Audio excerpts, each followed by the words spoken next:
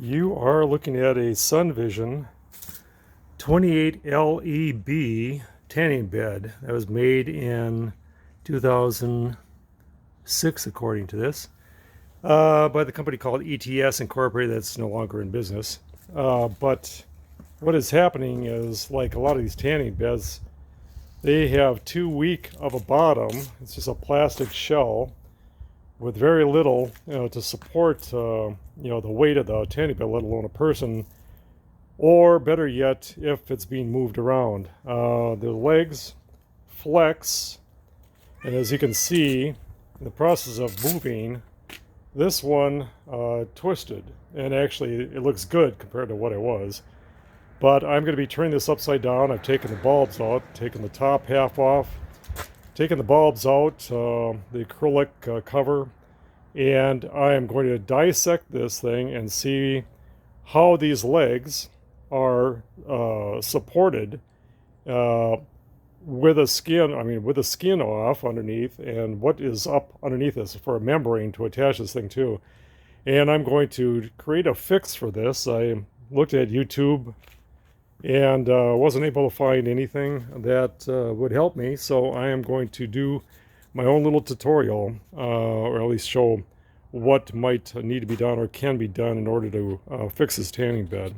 Make it its support quite rigid, if you will, so that there's no problem in the future for moving this tanning bed around.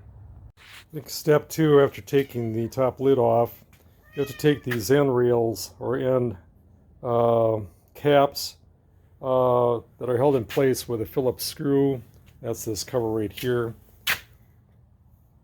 You have your left and right. Take the Phillips screw out. But then there's also this fitting that holds this top part, so don't beat this plastic end cap off. But this, you have to use a 3/16 socket to unscrew this, so this will come out, as I started to do on the opposite end before I decided to stop and make note of this.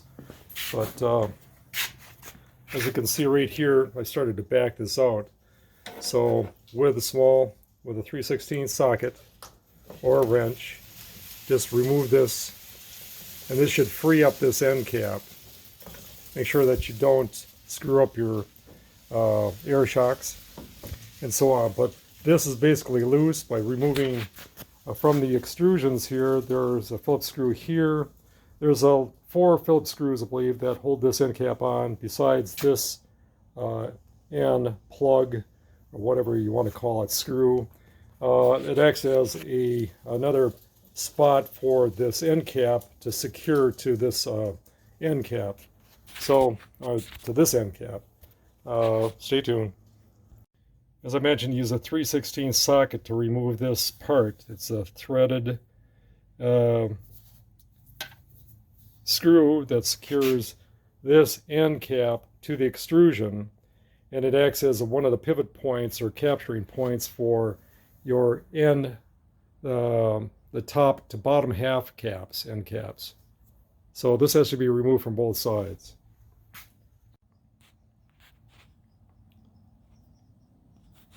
I've now turned the bed upside down, but before doing that, I removed these 2 covers from both the back and the front side that fit into the extrusion, the aluminum extrusion. Probably didn't need to be done in order to get this skin off, but this is upside down, so those would have fit into these. If you see these holes, the extrusions, it slides out pretty easy once these end caps are taken off. But you can see the damage that's done by this leg and the pressure that it puts on this plastic shell. You can see where it's torn out here, there, it's stressed here, and again there, and on that side. So this is what you're looking at when you're paying $3,000 for a tanning bed. A real flimsy underbelly that's attached to some sort of a framework, and I'm looking to take these legs off. They're held in place with 3 Allen head screws, and then I'm going to see, like I said, they've torn out. I mean, it's torn out of the hole, but there's some sort of a structure underneath this, some sort of a skeleton. And I want to see what it looks like. In order to get to it, I believe this will come right off once I unfasten the 3 bolts from each leg. So we'll see. As I assumed, you know what happens when you assume. But anyway, as I figured, this is a pressed in, like a key insert, and but it's a nut. And this, when I loosen this center bolt, you can see this fastener did not, it stayed inside the machine. So this one, fortunately, I was able to unthread with a 1/4 inch Allen a wrench, if you will. But these, because of the stress put on those legs, these came right out. They just pulled right out of this this hole here and here. And I'm going to be able to believe that the other side is going to be the same way. Like I said, I want to see what this framework looks like. This one's actually pretty solid. And the frame underneath here might very well be, but this needs better support all the way through this band. You know, it needs to have something other than this. It feels to be about a 1/16 of an inch thick wall. It looks like this is actually going to come off once I unfasten the other 3 bolts. And short of being careful, those are fan covers. More than likely, the fans and everything else are going to stay with the skeleton that's underneath this this plastic. But I'm going to see here momentarily. Actually, it only took another 1.5 minutes, 2 minutes to take this other brace off, or the leg. But same thing happened. Center bolt came out, but these did not stay with the skeleton underneath. They pulled out, and more than likely those are pressed in at the factory. I'm not sure what I will come up with in order to put these back into place to secure it, but I'm hoping to remove this skeleton, the underbelly here in a moment. It only took a minute to take this skin off the underbelly once I removed the 6 Allen head screws. But you can see it's sort of alarming to see what lack of integrity or support is given to these 3 braces that the screw is mounted to. This is the only one where the insert stayed intact. The other 2 pulled out. This one pulled out. But you see how squashed this is. And this one is probably tapered a little bit to adjust for the contour, the umbrella shape, if you will, or the bow, to match what these are. And if it were my design, if I was in engineering, well, I was an engineer for years, but that's beside the point. But if it were me, and what I'm going to be doing is I'm going to duplicate this bow. I'm going to get some steel, something light, something that's workable. But I will capture it similar to what this one is, underneath this lip, down underneath here, just similar to that. And I'm going to make this bow, but I'm going to attach that to these 3 braces, giving this less flex, more support. And then on the underside of that skin, I'm going to have another plate that's going to bridge between this support, and that support on both sides of the tanning bed. And by doing that, it should give integrity to the legs. Far better than, and this could have been avoided. This kind of accident, I'm sure, has happened to other people in the past. This is a poor design, whether it's a SunVision or any of the newer styles that are out there that duplicate this body style. This is what you're looking at when you're paying anywhere from $1,800 for maybe a 16-ball bed to $3,500 or $4,000 or better for some of these shell type tanning beds. They're light, granted, they're attractive, granted, but the integrity underneath for something as integral as what this is and as critical as this is, the lack of support for these braces have caused this failure, in the legs to collapse. And so I'm going to come up with a better fix for this particular tanning bed. So far, from start to finish, I've only been working on this, taking this tanning bed. I'd never taken one apart before. It took less than 45 minutes to take it down to this point. Very simple. If you got a 1/4 inch Allen wrench, 3/16 socket, and a Phillips head screwdriver, you can take this apart to this level. Well, today is day 2. Well, actually, maybe about hour 2 of working on this tanning bed, in which I have now straightened out this leg, or that leg support, The center one wasn't too bad, but what I had to do is I had to flatten this area through here, make this level. The same with the outside here. I had to reform these brackets that are so bent. And as you can see, similar to this one here, this one is a little bit nicer condition, but you'll see where it's deformed on the top from the bolts pulling out the bolt and the insert. So I have to re-straighten these. This one wasn't so bad, but the one that's on the bench, I'm in the process of straightening. You'll see what I'm doing.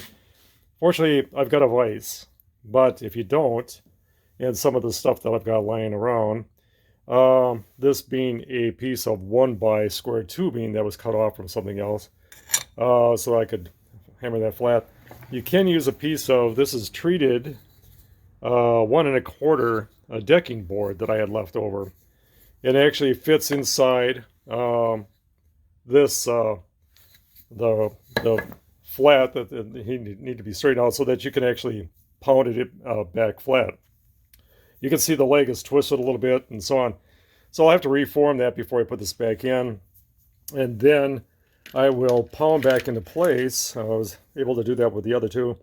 This nut that's got a flange on it that's supposed to recess. If you look inside here, this is actually a 6-sided hole to mate up with the 6 sides to what would be a nut that fits down through inside of here. But then this recess, if you will, the shoulder, is supposed to act as a washer to capture it on the outside here, similar to what you'll see on this right there.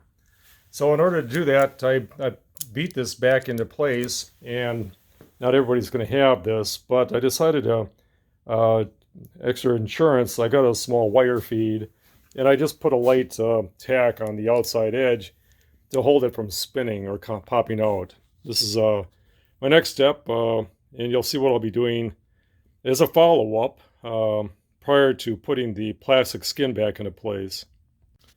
All right, at this point, I have now got all 6 leg supports back into place. You can see what I've done here. This is the opposite side. So they have all been straightened out. Had to pin them back into place, level them, and I tacked a spot on 4 of the inserts. The center ones were okay.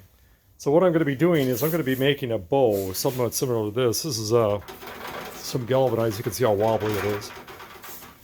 Probably a 32nd of an inch thick. I am taking some plate steel, 1/16 of an inch, or a little bit thicker. I think it's 16 gauge, but 4 inches wide. I'm going to be making a bow similar to those two, and I'm going to place it over the top of these supports and fasten them through one side after drilling holes for clearance holes on the top, so that I can keep these legs stable, if you will, so they won't twist. That bow that's captured along this rail, similar to these, should create those legs from ever twisting. Stay tuned. You can see I've created 2 extra bows. They're actually shorter than the center because I forgot that the profile of the belly, it's raised in order to accommodate the fans that are underneath here. So it actually slopes downward on the both the left and right side. So when I get, my next trick is going to be to drill oversized holes over the existing inserts so that the bolts will go through this. And then I will attach in 3 different spots to these brackets, these support brackets, to anchor this so that it never comes out, and give some side to side support for the brackets so they don't bend again. All right, I cut 2 pieces of 16 gauge plate steel to 4 by 39 1/4, 4-inch wide by 39 1/4. I opted for capturing these because it goes up under the lip here, but I decided, since I had a handy dandy Harbor Freight rivet gun with 1/8 by 3/8 long rivets, I opted for going through the bracket in order to secure them from twisting ever again. So this plate should give support for the underbelly, but more importantly for the legs, these legs when they get fastened back on there again. That's why I opted for going with this plate to eliminate as much as possible the wobble, but also side twist. And I'm now going to put the underbelly plastic skin back in place and see how it lines up with this, and then we'll put the legs back in place to see where the top plate is going to mount on here. That will go up underneath the 2 support legs for the tanning bed. You can see I put the underbelly skin back in place, and the problem that I had and why I went through this fix, you can see the width of this rip. This is just not even 1/16 of an inch thick plastic, and this one isn't all the way torn, but there is a tear. It's a good 2.5 inches long, but this one is ripped both horizontally and vertically, if you will. This one right across that slot, the mounting slot. This one, the slot is somewhat okay. This one, the slot is somewhat okay too, but it's cracked out. So you can see the problem that I had. And this was as a result of 2 cheap leg supports for this tanning bed made by SunVision. Well, actually, it's a SunVision model 28LE.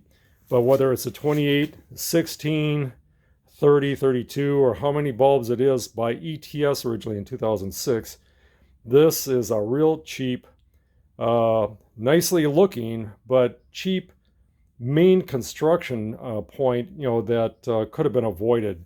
And so I'm now going to be putting plate on top of these to cover this, and I will probably paint it in order to make it look somewhat nicer. And that'll take me another day because I'll have to take it inside and warm the metal up in order to paint it, and then I will put it back into place on here. And hopefully it will be time to reassemble this. I have now actually locked in place the supporting plates for the legs for both sides, and so this will be the fix for this tanning bed.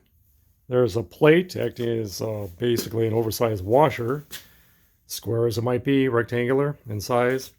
But these pieces were 4 inches wide by 24 inches long. I cut them to taper the contour of the accent contour for the tanning bed. It's on the back side, and I'm not sure why. But the front, as you can see, these plates are anchored quite sufficiently. I'm going to take the brackets back off again and paint them, and then I will probably add a brace. Originally, there's a decorative piece that you can get for this, but it's probably, at the time, it was probably an extra $150 or more for this tanning bed. And so there were mounting holes there and there. But by rights, what I'm going to be doing is putting a brace from this leg to that leg so that there isn't any forgiveness as far as twisting. And I may tuck it down a little bit further like down inside here instead of in the front, so it's not as noticeable. And it could also act, I mean, if it were on there, it would act as, for example, if you want to use a forklift on this, you'd have something to lift it with, whereas before there's absolutely nothing. So I'm going to weigh the pros and cons to that. I'm sure if I'm going to use a piece of wood, would probably look nice if it was accent wood like oak or something. It would add extra weight to this, but haven't determined that yet. But anyway, I'm going to take these legs off for tonight, paint the plates, probably black because that's what I've got, and black goes with about everything. The legs were gray, but I don't have any primer gray, and it wouldn't match that anyway. So I'm going to paint those once the plates warm up and put them back in place manana. Well, today marks day 3. Well, not a full day, but day 3, December 4th, in which earlier this morning I painted the metal braces that I had created. Made a mistake in describing this plate. It's actually 5 inches wide, 24 inches long. And to give an idea as far as location, what I did was I put a vertical or a slot horizontal with the bed on this end as well as over here, and in the middle a vertical slot to allow for some adjustment because I was trying to do this in the dark. But anyway, this is 5 inches wide by 24 inches long.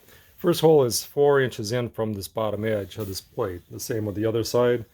So this one is in the center, and then you just go over the same amount of distance, which is, if I measure this correctly, it's probably about 12 inches. Maybe not 12, 10 inches, possibly.